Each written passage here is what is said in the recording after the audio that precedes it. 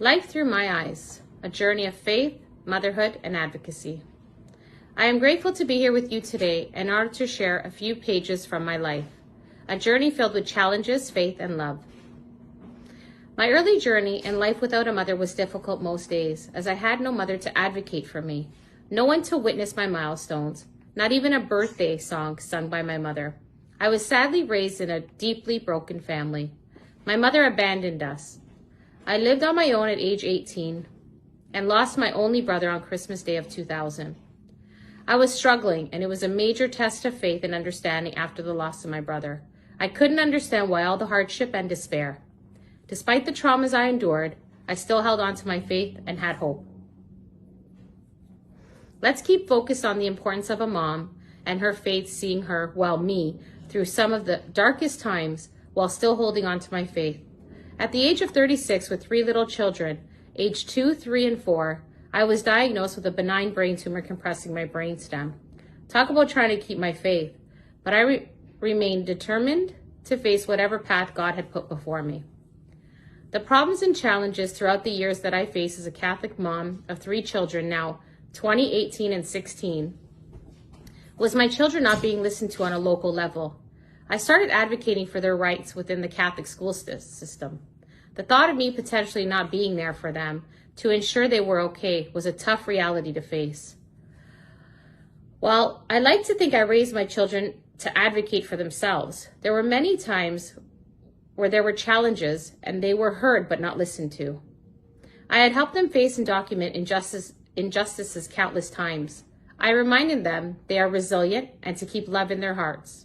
Meanwhile, as a mom, I was questioning my faith along the journey of motherhood and the school system. Despite the challenges before me, I had to stay focused and overcome all my anxieties for my 3 children, to help guide and encourage them to reach their full potential. I wanted my children to see the God-given talents they had. I wanted to ensure they were being nourished at school to follow the path God had put before them. I would tell them each day, if it's not good for you, it's not good for others. Be kind, be compassionate, and always know you are never alone. God is with you each step of the way.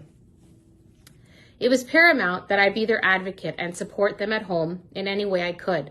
Like all parents, we all want to do what is best for our children and will stop to no end to ensure they are in a safe and welcoming environment. The everyday injustices and struggles in the school system was undeniable, from hurtful comments from teachers, social challenges, and friend rejection. There were simple things like, he has to take off his red sweater as it's not uniform. Meanwhile, his elbow buddy was permitted to wear a yellow sweater. If one had to follow the dress code, why didn't all of them? I would ask myself, sounds pretty simple, right? I thought so too. Only to have to go in to speak to a teacher and say, this is not fair.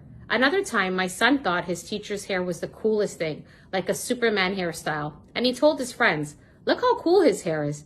And the teacher replied to my son, look at your own messy hair. Talk about lacking compassion and getting on a kid's level. This really hurt him, and he felt quite embarrassed. My daughter faced many challenges in being rejected by her friend group and realizing not all friends are who they say they are. I told my children there are many injustices in this world, and they must try to do our best to continue to have hope and faith that God will always be there. I've encouraged my kids to know Mother Mary because she loves you more than I do. And for those who know me, know I'm a pretty involved mom in my kids' lives. So unconditional love is an understatement, but Mother Mary's love loves you more than I do. And they would look at me like, imagine that. I remained anchored in faith and wanted my children to truly know that Mother Mary's love even surpassed mine. I also taught my children our household anthem, God is good all the time, and all the time God is good. Much so we would scream it throughout the house to each other. I taught them to rise above cruelty and to be kind. I realized that being involved in the Catholic community and giving back to others was so rewarding as a mom. When we help others, we actually feed our souls. I joined Catholic school parent councils, and I'm currently a CSPC chair, a secretary, OAPC rep, community rep. I serve with Society of St. Vincent de Paul and also run a nonprofit charity for the homeless, where we feed 200 less fortunate every year during the Christmas holidays in memory of my brother. Aside from the many day-to-day issues my children have faced and will need to face, I remind them that they need to get dressed and show up.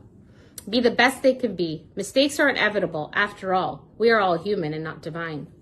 I refuse to give in to my traumas and turn them into positive actions in helping others. I have been able to turn my pain into purpose. My advocacy means more to me than just being a voice for my children. I am now a voice for many children and their families. I would dig into the Education Act to ensure my children were being set up for success. I wanted to understand what options are available to enrich their education in the classroom. I believe in a fair education rooted in faith. We are all gathered here today because we all have a deep love for Jesus and our Catholic values. It is my hope all of us know that we are loved even in our darkest days, and we never have to give up, because when we are doing things in good faith, only good can come of it. I stand before you today and speak with conviction that our voices matter and need to be heard. Please continue to fight the good fight, like 1 Timothy 6:12. Do the best you can until you know better, and when you know better, we got to do better. Maya Angelou. Lastly, thank you for allowing me to share a part of my journey. Keep the faith, keep advocating, keep loving, and don't stop praying. Thank you.